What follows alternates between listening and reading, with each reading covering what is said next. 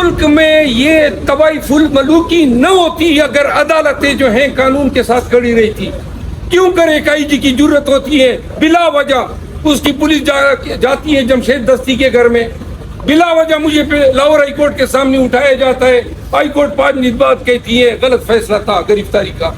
یہ قانون ہے, جس نے مجھے غلط اندر کیا اس کو بلاؤ نا, اس کو بھی اندر کرو. یہ انصاف ہے, یہ انصاف ہے.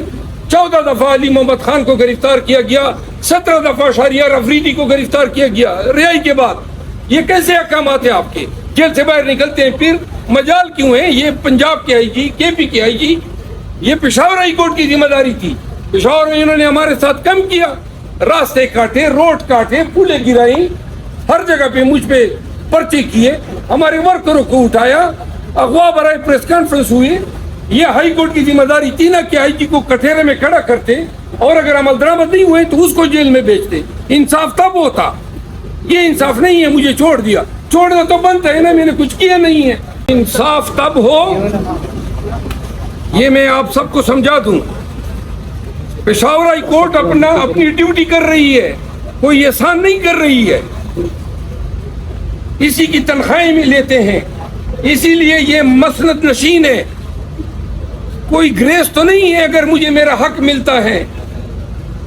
پشاور ہائی کورٹ کی واحد خوبی یہ ہے کہ ڈری نہیں ہے, سرنڈر نہیں ہوئی ہے.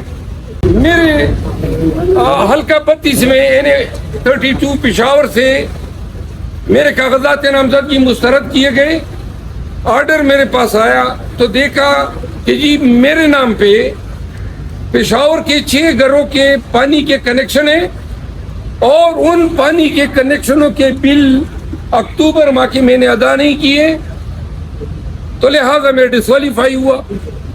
اب پوری قوم کے سامنے اللہ کو حاضر ناظر جان کر گواہ بنا کر میں کہتا ہوں کہ میں نے زندگی میں کبھی پانی کا کنیکشن کسی بھی شہر میں نہیں لیا.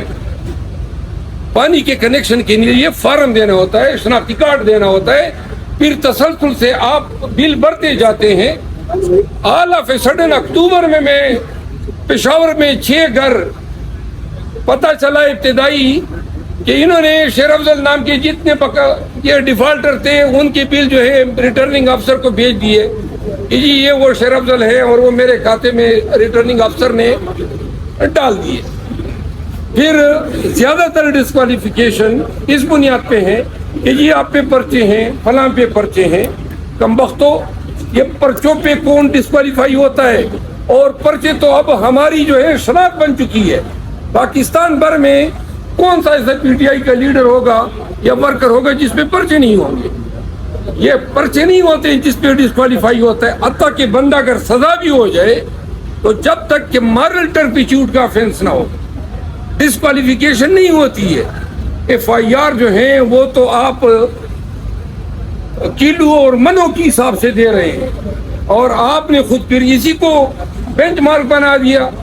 پاکستان میں پی ٹی آئی کے امیدواروں کو الیکشن کے پروسیس میں حصہ نہ لینے کے لیے پروپوزل اغوا کیے گئے, سیکنڈ اغوا کیے گئے.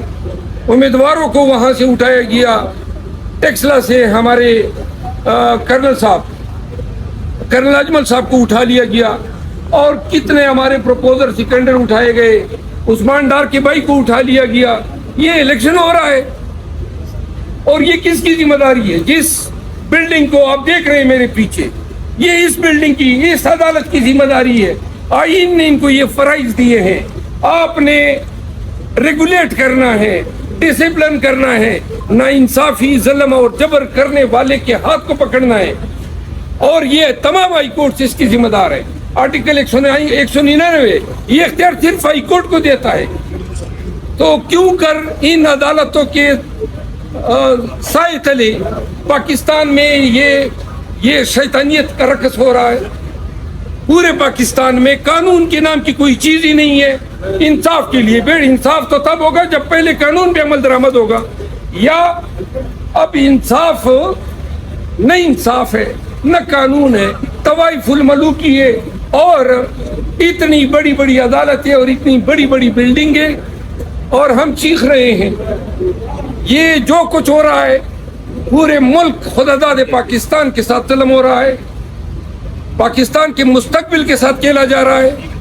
और पाकिस्तान अगर इलेक्शन इनका ख्याल था, ये मैं आप इनका ख्याल था, और ये जो डिस्क्वालिफिकेशन है ये पीटीआई के लोगों को मैं बताना चाहता हूँ, ये सारे फैसले अंडू हो जाएंगे 4-5 अयाम में। हमारे तमाम उम्मीदवार वापस आएंगे। जब उम्मीदवार भी होंगे और बेड भी होगा तो हमें खदशा है कि ये लोग इलेक्शन को ताखीर का निशाना बनाएंगे, और ताखीर के लिए इस मुल्क में कोई अनहोनी होगी, कुछ भी हो सकता है।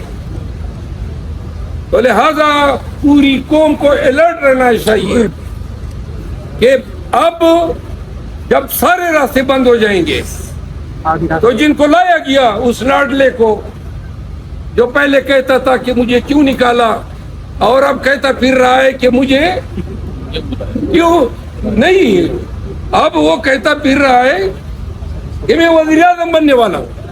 वज़ीर आज़म 2 लोग बनाते हैं, या खुदा बनाता है या अवाम बनाते हैं। इनके इस करतूतों की वजह से खुदा की नजरों में ये गुमराह है, और अवाम के साथ, अवाम का रवैया इसकी पार्टी के साथ और इसके साथ मैदान में जाके देख लें।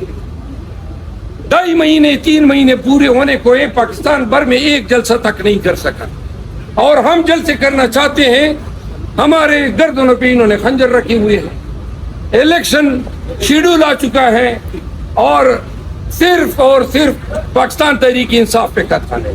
ये इन अदालतों को नजर नहीं आ रहा है। जिस दौर में भी जिस दौर में बहैसियत वकील में ये मेरा ईमान है, और हर दौर में हम खड़े रहेंगे जुल्म के खिलाफ, चाहे वो किसी पार्टी की हुकूमत हो। पहली बात।